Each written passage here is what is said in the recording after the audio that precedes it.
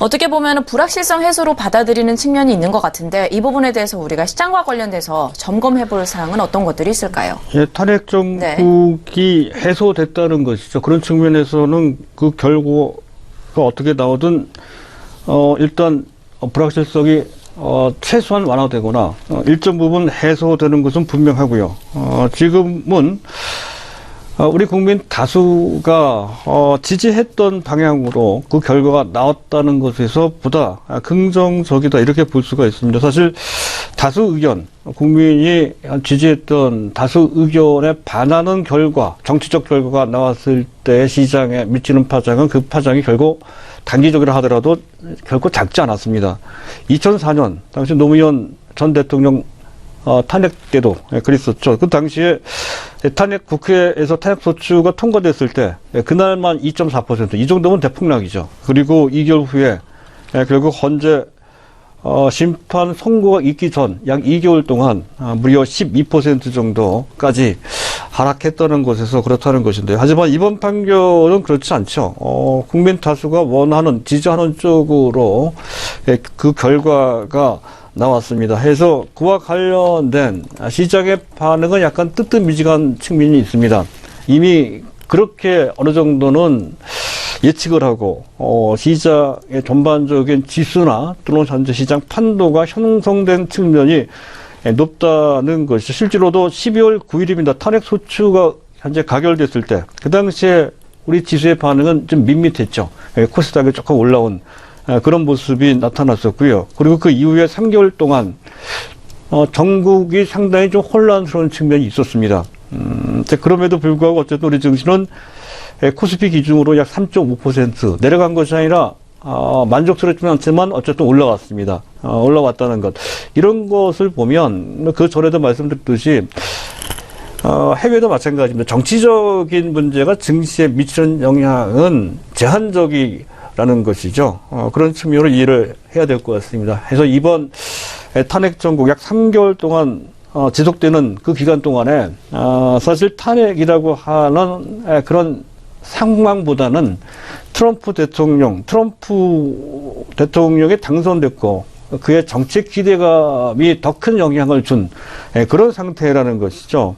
더군다나 지금 현재 탄핵 정국이 끝나고 이제 대선 정국으로 넘어간 상태 하에서는 더욱더 현재 지수 환경과 관련돼서는 대내적인 상황보다는 대외적인 그런 상황에 영향을 받을 소식이 상당히 높다는 건데요.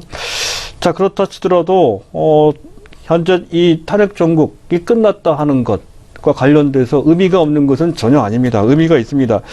국정 공백이나 전국 혼란과 관련된 우리나라 디스카운트 요인 하나가 해소된 그런 측면에서 분명 긍정적 평가를 이제 받을 수 있다는 것이죠. 조금씩 그 무질서한 상태가 제자리로 돌아가는 상황과 관련돼서 외국인들이 긍정적 평가를 할 소지가 상당히 높다 하는 것이죠. 위기의 시대를 맞이해서 대응 시스템도 복구가 될 것입니다. 가령 사드 배치와 관련돼서도 그럴 것이고요. 미국의 강력한 보호무역주의에 대해서도 우리는 거의 대응을 하지 못하고 있었죠. 그와 관련된 긍정적 대응 시스템도 가동되면서 안정되거나 그와 관련된 반사작용까지 우리가 기대를 해볼 수 있다 하는 것이고요. 판도 측면에서 본다면 대선 전국과 관련된 그런 판도가 나오겠죠. 주의하실 것은 두 가지 시세가 형성된다는 것. 한 가지는 대선 주자가 지금 현재 내놓고 있는 공약과 관련된 현재 그러한 정치 대선 공약과 관련된 종목들이 부각되는, 사실 테마주로 보기엔 좀 그렇습니다. 미국에서도 그랬었죠. 그런 부분이 하나 있고, 또 한 가지는 대선 주자와 인맥과 관련되어 있는 주자, 아무런 펀더멘탈과 관련 없이 투기적으로 시세가 나는 정치 테마주들이 있습니다. 이 정치 테마주들이 문제가 되죠. 횡행을 하기가 십상이라는 건데요. 이런 단순 펀더멘탈과 전혀 관련 없는 투기적인 정치 테마주들이 횡행할 때 조심해야 될 것 같습니다. 설사 거기서 수익을 낸다고 하더라도 그 자체로 오히려 정신이 피폐될 소지가 상당히 높다는 것이죠. 도박하는 사람들이 어쩌다가 도박해서 돈을 딸 수는 있습니다만 그 돈 딴 것을 바탕으로 해서 부자가 될 수는 없습니다. 그리고 오히려 돈 딴 것이 나중에 문제가 돼서 결국 그 사람이 도박에 중독되게 만드는 그런 결과, 파산을, 패가 망신하는 그런 결과를 창출을 하죠. 그런 이치나 마찬가지입니다. 그래서 이런 투기적인 기세에 절대 관심조차 갖지 마시기를 당부드리고 싶고요.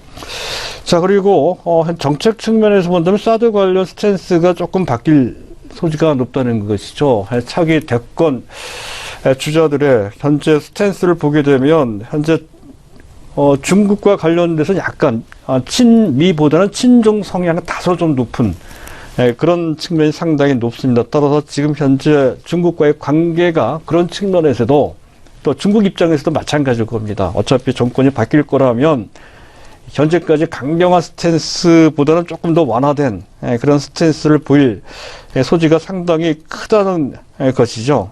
일단 이미 현재 물론 사드 문제는 국가 대 국가 차원에서 이미 결정된 국가 대 전략입니다.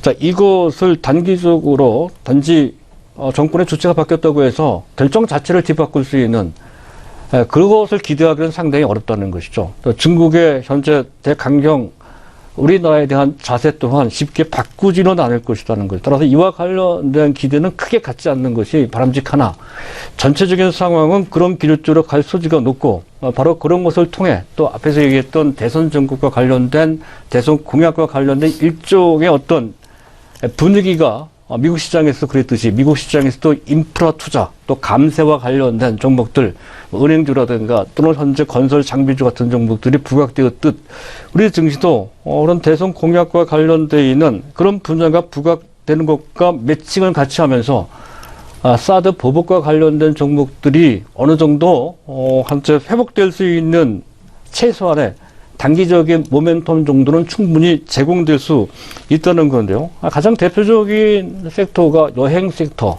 또 화장품 섹터, 이런 섹터라는 것이죠. 그리고 또 현재 또 제약 섹터도 해당이 되고 그 외 중소형주도 해당이 됩니다. 그리고 또 코스닥 전체가 또 해당될 수도 있다 하는 것인데요. 또 한 가지 우리가 봐야 되는 것은 외국인들의 스탠스가 근본적으로 좀 바뀌고 있다는 것 초점을 좀 맞춰서 보실 필요도 좀 있다는 건데요.